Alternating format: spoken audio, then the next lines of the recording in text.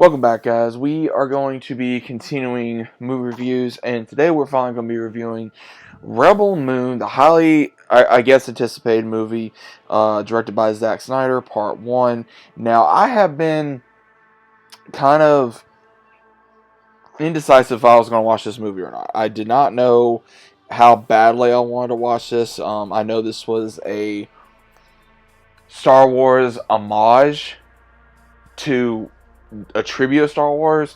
Now, again, I know there's a lot of people out there that love Zack Snyder. I know there's a lot of people out there that are big Zack Snyder fans. I will say first off, if you like his work, then you may like this movie. If you guys are just looking for a sci-fi kind of movie, then this may be the movie for you. If you are looking for like a real Star Wars feel, then this may or may not be the movie for you.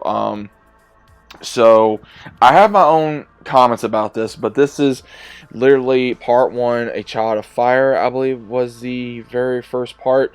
Now, you can watch this on Netflix. This is about, close to about 2 hours long. I want to say it should have, well actually, yeah, it was 2 hours long, I'm sorry.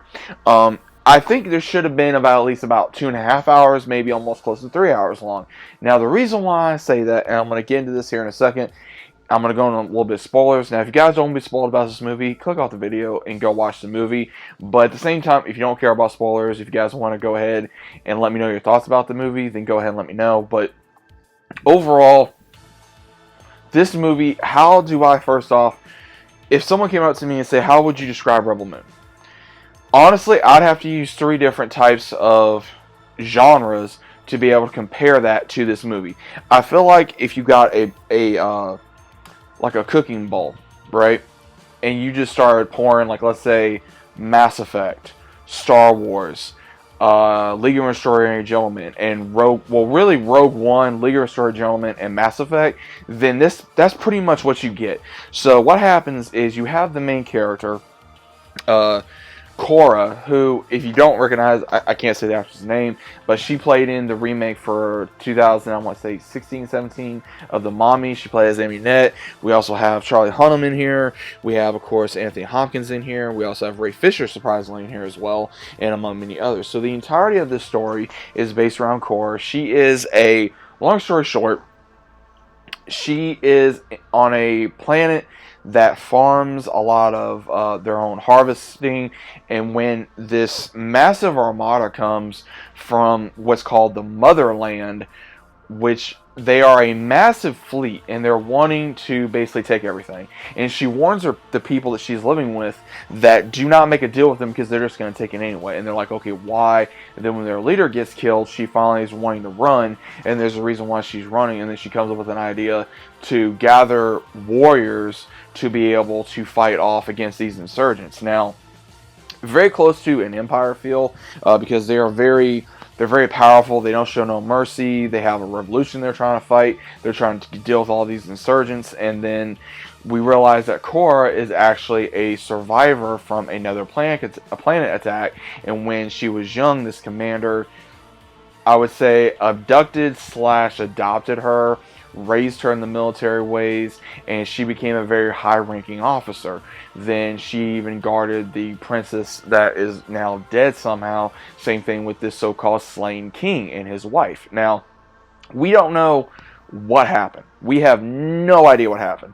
Through the course of the story, Cora starts, revealing her background, and what she does is she slowly starts going to find these different warriors. And I want to say, like, 3/4 of the movie is actually where she's finding these different characters. We got Charlie Hunnam's character who plays as Kai. He was actually a real cool character till it got revealed later on. Kind of like I felt like they were wanting to do like a Han Solo, kind of like thief / trickster type guy. And then also we had a farmer that was there.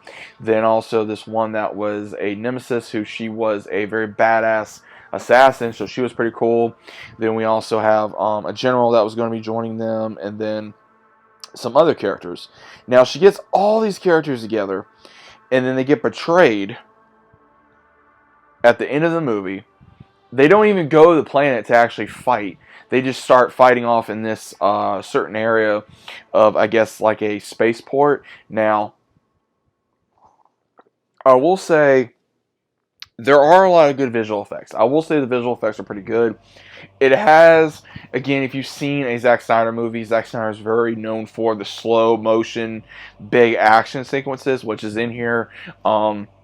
Very sci-fi attraction if you guys like sci-fi movies. There's a lot of beautiful planets. The CGI is kind of good for the planets.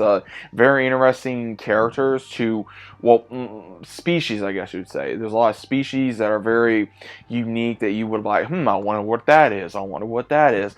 That's what kind of interested me, was really what are all these species. Like, there's one species in here that's like a humanoid spider, and there's another one in there that's like a blue beetle type thing where it unleashes tentacles and tries to control someone.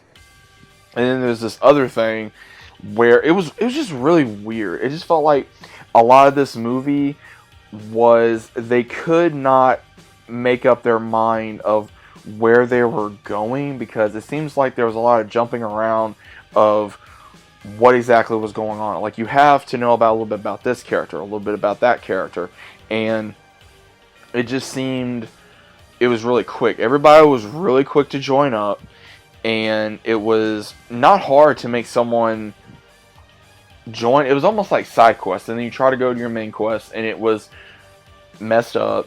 It feels like this movie's very jumbled, very, I would say, I don't want to say poorly, but just poorly executed on the point of you don't know who these characters are, and you want to get to know them, but there's really nothing to know right now. And it just makes me feel like we're missing something here. And it just sucks, because it makes you wonder what exactly the goal was. But you get characters in here, like the main antagonist is an admiral who is very wanting to go after Korra. And what happens is Korra finally does get, I would say, close to her revenge, but then they bring the antagonist back somehow, which is really weird, and he gets in this new world, and he's talking to the one that pretty much adopted her, and it ends on a cliffhanger, but it makes no sense. One of the characters you think is going to join them is a robot, and he kills someone in the movie to help protect a girl, and you never see him again throughout the entirety of the movie except for the very last scene. And it's like, what the hell? Now, again, there were some cool moments in here. There was a moment where you had a character riding a pretty much like something you would see in Harry Potter, which was like a eagle slash I can't think of the proper name for him. But again, I really don't know how to feel about this movie. Am I excited for part 2? Not really. I would definitely try to watch it at some point. It just feels like the way they were trying to do it was trying to hurry it up. At the same time, 3/4 of the movie was gathering people up that really did not do too much other than proving what skills they have, as well as also gathering an army. Like Ray Fisher, he played a part that he was a pretty much for a co-leader in a revolution that he was trying to go up against the motherland. And the way that they do the motherland is really interesting. Almost like the Empire meets something that was in like World War II. It's kind of weird. So the way this movie is told, it's very, how can I say it? It is action-packed, but at the same time, it makes you very confused at the end. I was just so confused at the end, and then there was people that I know have tried watching this movie, and they can't get into it because they don't know exactly, first off, what's going on. They don't know who to kind of, I guess, like, don't know what this character's motive is, or that character's motive is, or what they are doing, because you really don't know nothing about these characters at the very end of the film. So it's really weird. And I don't know. I may try watching it again to try to see maybe if I missed something.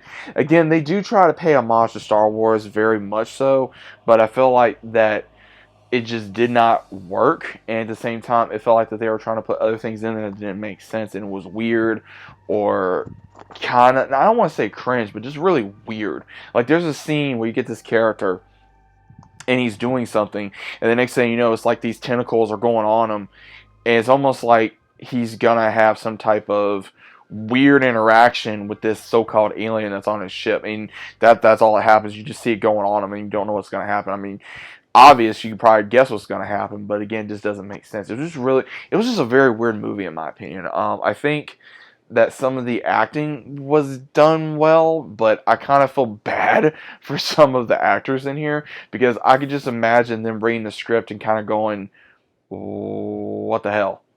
Because that would have been me. I mean, because again, I'm a fan of Charlie Hunnam, obviously from Sons of Anarchy. I think he did a good job with this role. I was kind of hoping he'd take a different role. I liked how he was very mysterious. You didn't know a lot about his character. Same thing with Cora. It just seemed like in almost every act she was revealing more. Now, are a lot of people going to compare her to Rey? I can't compare her to Rey. I can't really compare her to another character right now that I can think of because it seems like she does have a story. She does have a somewhat interesting background, but at the same time, it just makes you wonder exactly. From everything I'm hearing, oh, part two is going to be better, or part two is going to, tell more about the story. And it's like, look, I don't care about that. I want to know more about the story now, so that way I can get invested in part two. That's just the way I feel. But guys, what do you think about this? Did you guys enjoy this movie? Did you guys even see the movie? Are you reluctant to watch this film? What do you guys think? Let me know down in the comments down below if you guys are new to the channel. Always subscribing. Leave a big fat like on the video if you guys enjoyed. And I'll see you as always on the next one.